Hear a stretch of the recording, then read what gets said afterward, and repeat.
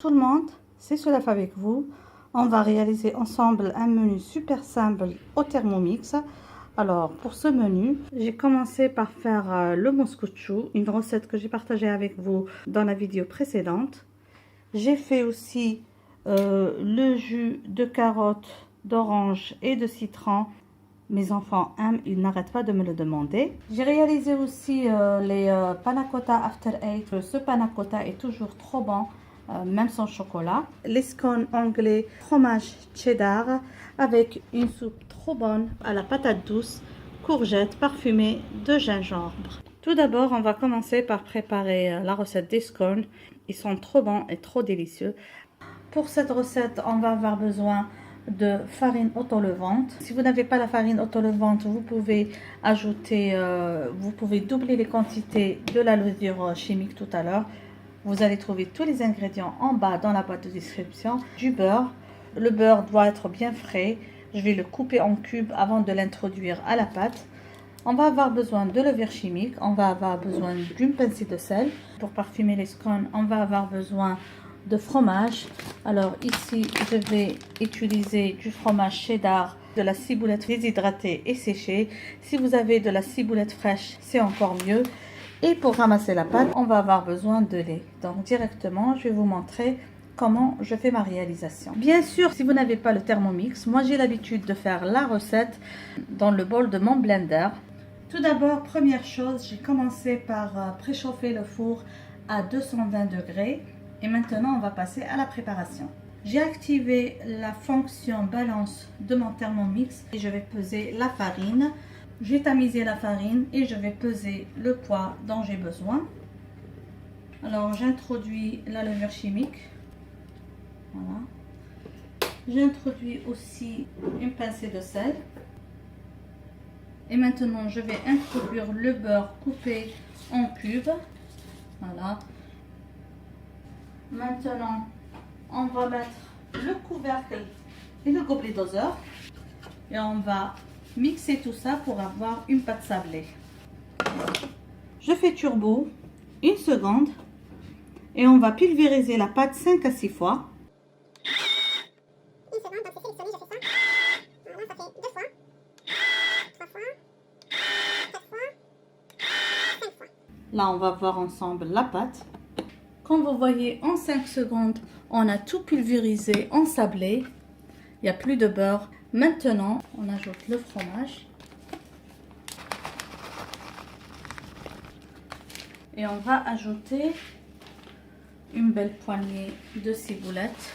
La ciboulette, c'est selon le goût. Vous pouvez complètement vous en passer. Donc, on va encore une fois mettre le couvercle et le gobelet doseur. Encore une fois, on fait l'option turbo. Et on va pulvériser encore une fois pendant 1 seconde, donc 3 à 4 fois. 1, 2, 3, 4 fois. Tout le fromage est bien introduit. On a un mélange encore une fois bien sablé. Maintenant, on va introduire le lait.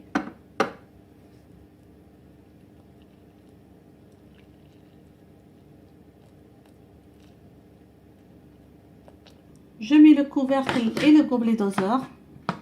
Je vais pulvériser 5 secondes à la vitesse 4.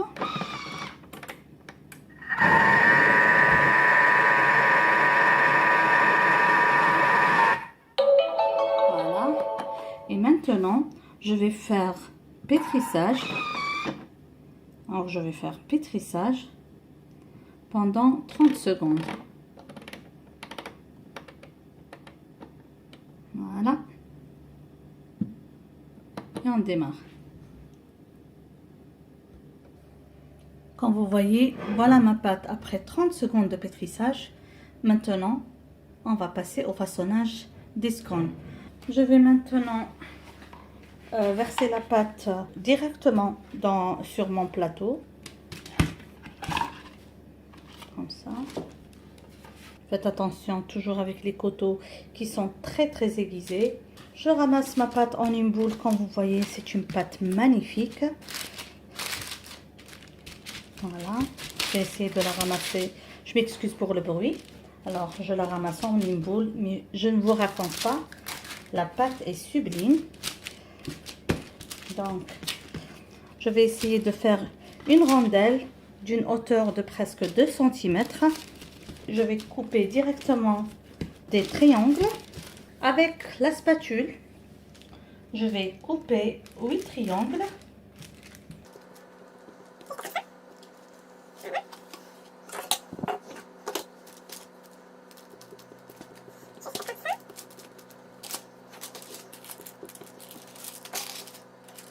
Comme je vous ai dit, le four est bien chaud.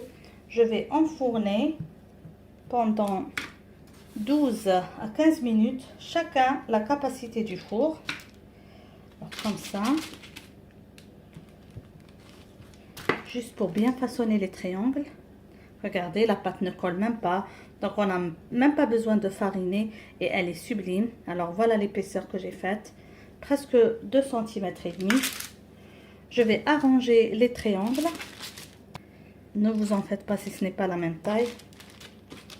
Si vous n'êtes pas pressé, étalez la pâte, coupez des rondelles et vous allez avoir de jolis scones ronds. Cette recette est sublime. On va faire la cuisson 12 à 15 minutes et on va se voir à la fin de la cuisson. Voilà les scones à la sortie du four. Comme vous voyez, ils ont pris une jolie couleur. Ils sont très légers. Je vais laisser bien refroidir. J'ai pas laissé trop refroidir. Et j'ai coupé un morceau pour vous montrer la texture, comment ils sont. Le goût, je ne vous raconte pas. Croustillant à l'extérieur et super moelleux à l'intérieur avec le goût de la ciboulette et le goût du fromage cheddar mature. Je vous conseille vivement cette recette. Pour la soupe qui va accompagner les scones au fromage, je vais faire une petite soupe avec des patates douces, des courgettes. C'est un très délicieux plat. Alors pour la recette, on va avoir besoin de patates douces, on va avoir besoin de courgettes, on va avoir besoin d'oignons, on va avoir besoin de gingembre. Si vous avez du gingembre frais, c'est encore meilleur. Donc je vais avoir les 2 gingembres, du frais et en poudre. On va avoir besoin d'un peu d'huile d'olive. On va avoir besoin d'un peu de beurre. On va avoir besoin bien sûr d'eau, de sel et de poivre noir. Vous pouvez aussi ajouter, si vous aimez, un cube de bouillon de légumes. Donc directement, on passe à cette préparation qui est extra rapide. Alors dans le bol du blender, on va placer la patate douce. On va maintenant ajouter la courgette aussi coupée en dés. On ajoute l'oignon en quart. On ajoute une cuillère à café de pâte de gingembre. On ajoute l'huile d'olive. Je vais mettre un petit peu d'huile d'olive. Juste un peu. Et un peu de beurre. On va mettre le couvercle et le gobelet doseur. Et on va mixer 10 secondes à vitesse 5. Okay, juste pour vous montrer. Là, je vais racler les parois toujours. Comme ça.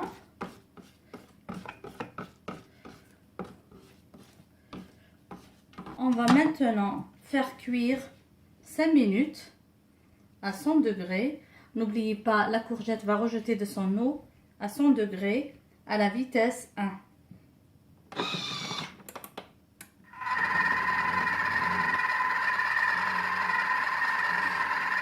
On va introduire le bouillon de légumes. Vous pouvez vous en passer, mais moi j'aime beaucoup son goût. Et on va ajouter l'eau. On va mettre le gobelet doseur. Et on fait une cuisson de 10 minutes à 90 degrés à vitesse 2. Voilà. Et on se verra après 10 minutes. Maintenant, on va mixer 1 minute à la vitesse 8 pour réduire ça en velouté. Voilà. Voilà.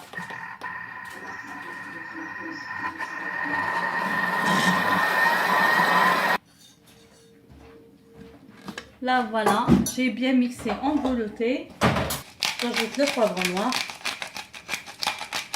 J'ajoute un peu de sel. J'ai pas ajouté le sel parce que j'avais peur que le bouillon de légumes ne soit trop salé. Au final, le bouillon de légumes n'était pas salé. Et voilà, comme ça, mon velouté est prêt en même pas 20 minutes. Panna cotta After 8. Une très délicieuse recette que mes enfants en raffolent, surtout ma fille qui aime beaucoup le goût de la menthe. Alors pour cette recette, on va avoir besoin de crème fleurette.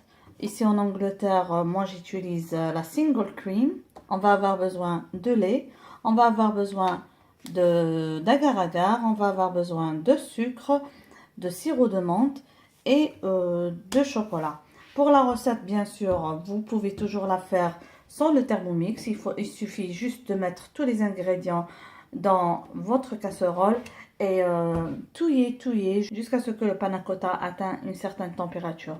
Tout d'abord, on va commencer par mettre la crème fleurette, un mélange de crème fleurette et de lait. Alors pour le lait, moi je préfère utiliser le gobelet doseur,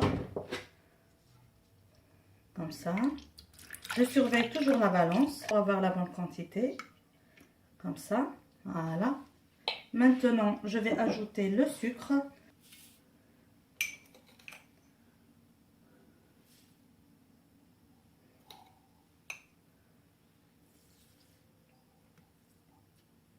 Maintenant, je vais ajouter l'agar-agar, le sachet. Aussi, je ne mets pas ça sur le coteau, juste à côté, comme ça. Et maintenant, on va ajouter le sirop de menthe.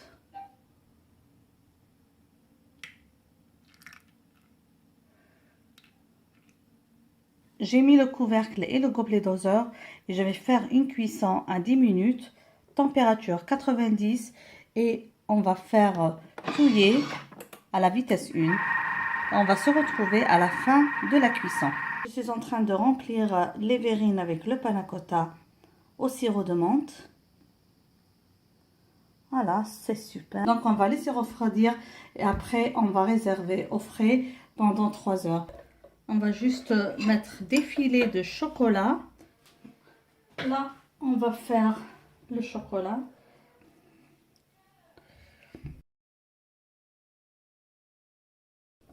Et voilà.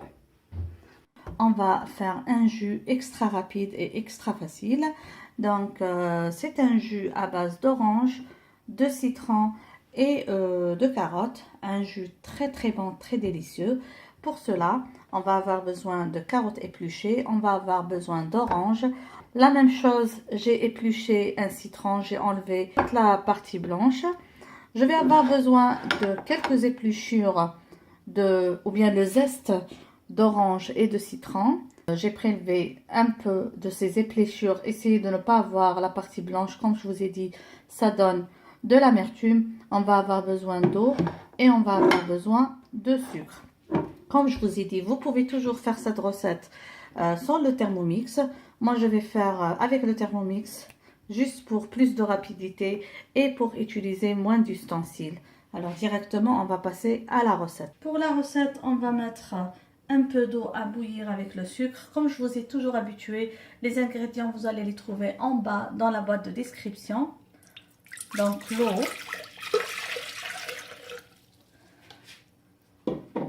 On va mettre bouillir avec un peu de sucre.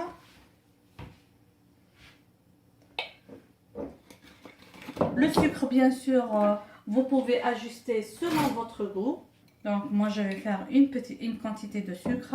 Et tout à l'heure, vers la fin, je vais goûter pour savoir si je vais avoir besoin d'encore un peu plus de sucre. Alors, du sucre.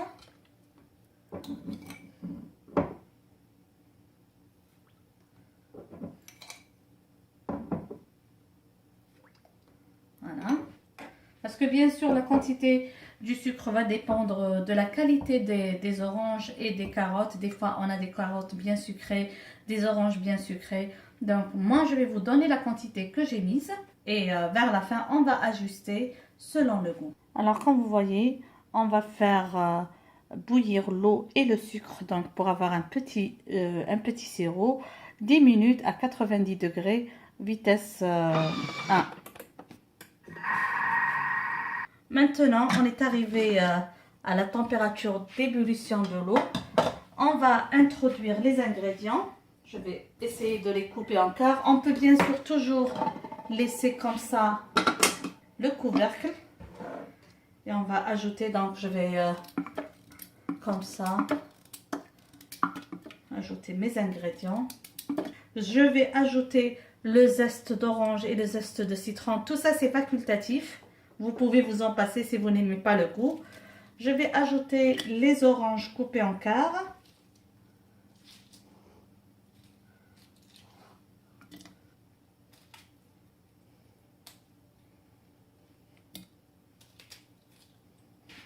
Voilà, j'ai tout ajouté. Donc, on va mettre le couvercle, le gobelet doseur. On va tourner 1 minute à la vitesse 4. Alors, bien sûr, si vous faites ça sans le Thermomix, si vous faites ça à la main, vous n'avez qu'à ajouter ces ingrédients, les laisser quelques minutes et passer ça au blender. Alors, directement, je vais faire la vitesse. Voilà.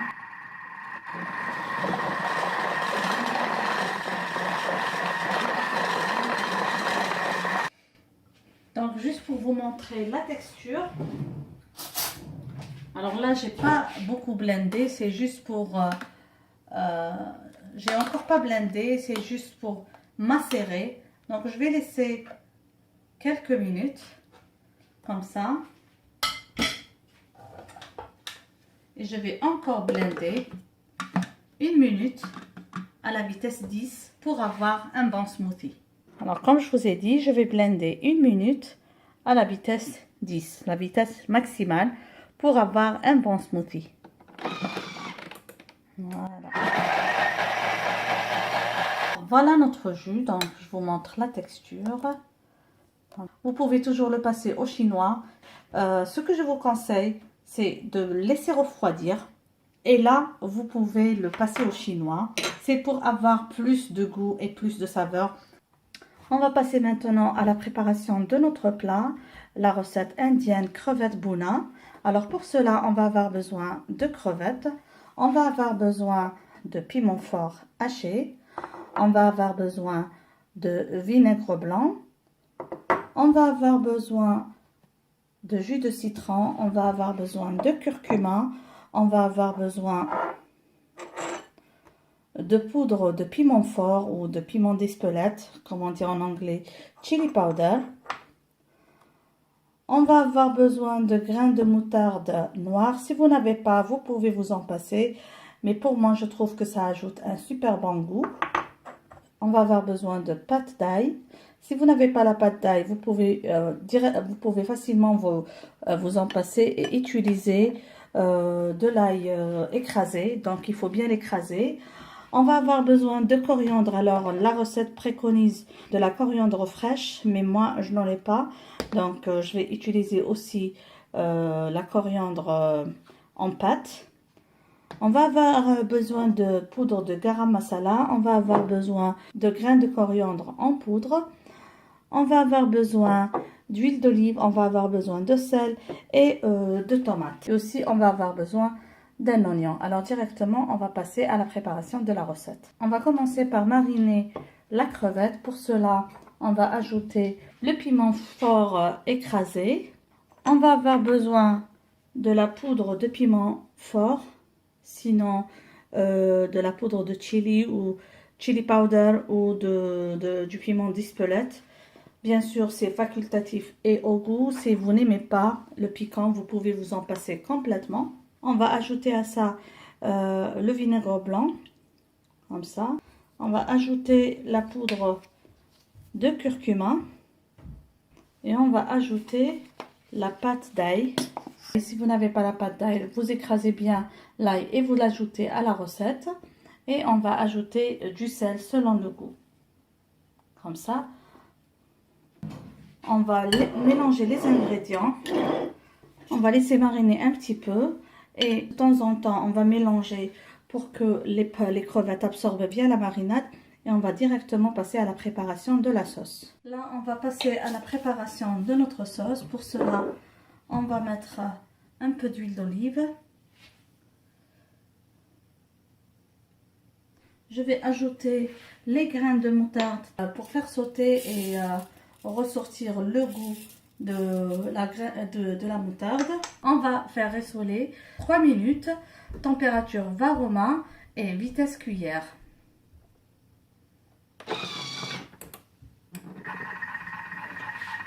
Bien sûr, si vous n'avez pas les grains de moutarde noire, vous pouvez complètement vous en passer et passer directement à l'étape suivante. Maintenant, on va introduire l'oignon. On va hacher ça avec le bol du mixeur, avec le Thermomix. Je vais hacher ça à la vitesse 5 pendant 5 secondes.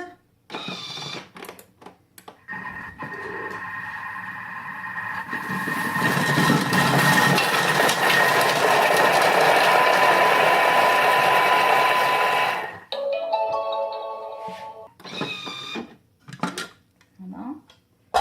Je vais un petit peu racler les parois. Vous voyez, c'est bien haché. Et je vais faire revenir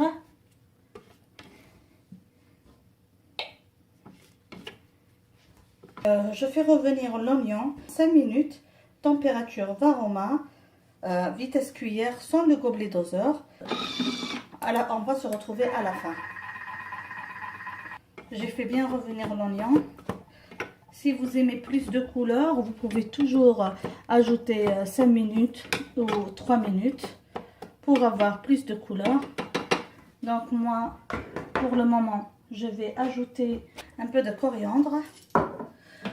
Encore un petit peu de chili powder ou piment d'Espelette ou piment fort, chacun son goût. Si vous aimez le piment rouge, le piment séché rouge, vous pouvez aussi l'introduire. Je ne vais pas mettre du sel parce que j'ai fait mariner la recette dans le sel. Je vais ajouter la poudre de garam masala. J'ai introduit la tomate. Je vais mettre le couvercle et le gobelet doseur et je vais faire une cuisson de 8 minutes à la température 95, vitesse cuillère.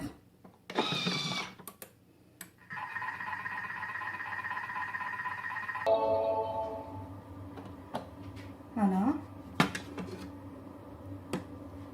La tomate est prête. Là, je vais ajouter la crevette que j'ai marinée tout à l'heure. On l'introduit au mélange. Voilà. Et on va faire une cuisson de 10 minutes à la température 95 à la vitesse cuillère inversée. Donc on fait la cuillère inversée pour ne pas écraser les crevettes. Voilà.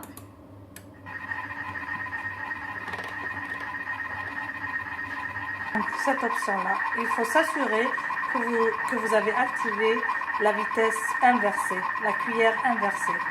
Après que le temps de cuisson s'est écoulé, vous pouvez goûter votre sauce pour ajuster le sel. Pour moi, je vais ajouter juste un peu de sel. Alors maintenant, il y a deux versions de présentation de cette recette.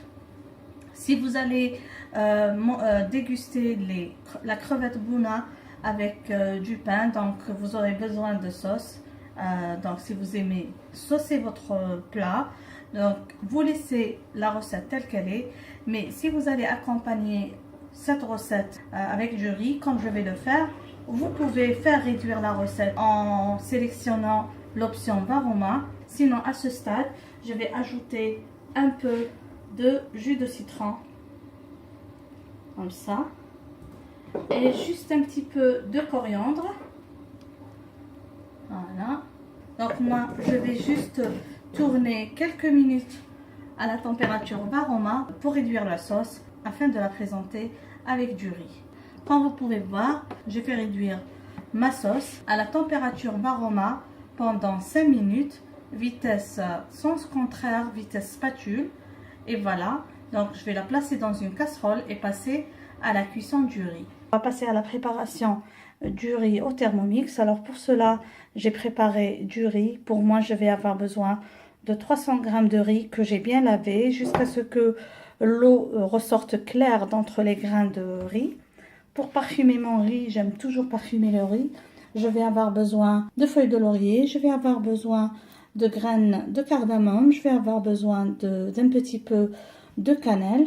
Donc c'est un petit bâtonnet que j'ai cassé. Je vais avoir besoin d'une gousse d'ail, je vais avoir besoin d'un peu d'oignon, je vais avoir besoin de thym, je vais avoir besoin de poivre noir, de sel et d'huile d'olive. Alors directement, on va passer à la préparation. Tout d'abord, je vais placer 1 litre d'eau dans le bol du Thermomix.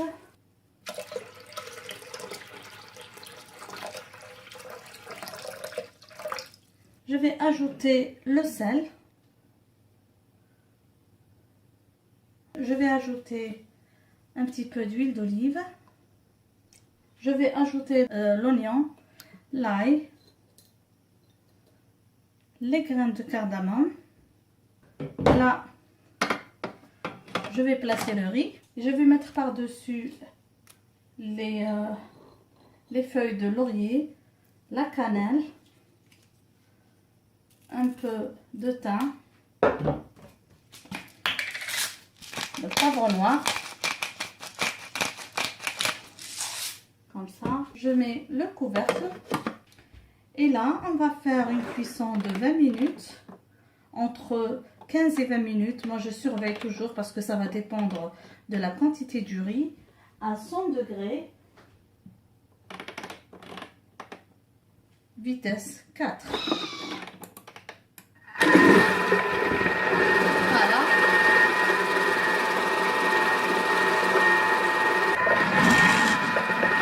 Je préfère mettre le gobelet doseur et regarder à chaque fois pour surveiller la cuisson du riz. Alors, nous voilà arrivés à la fin de la cuisson du riz. On va le retirer avec la spatule, donc c'est plus facile et c'est plus sain pour ne pas se brûler. Donc je vais laisser refroidir un petit peu et je vais transvaser ça dans le saladier. C'est encore chaud, voilà. À l'aide de la fourchette, je vais séparer les grains. Et voilà, un riz super bien cuit. Des graines bien séparées et trop bon, bien parfumé. On va laisser refroidir un petit peu et on va passer à la présentation et à la dégustation de notre plat. Et là, comme vous voyez, le riz bien cuit, non collant, très très délicieux, avec la recette de la crevette bona dans le plat de présentation. Et voilà mes amis, notre menu, bien prêt à la dégustation. J'espère mes amis que vous avez aimé ce petit menu rapide. Alors j'espère que vous avez aimé cette soupe veloutée à la patate douce et aux courgettes et gingembre. Les scones, super bons et super délicieux. N'oubliez pas, si c'est la première fois que vous trouvez sur cette chaîne, de vous abonner, d'activer la cloche pour être notifié de toutes nouvelles publications et surtout de partager ces recettes avec vos amis sur les réseaux sociaux. Sur ce, je vous dis encore une fois merci de m'avoir suivi et à la prochaine recette.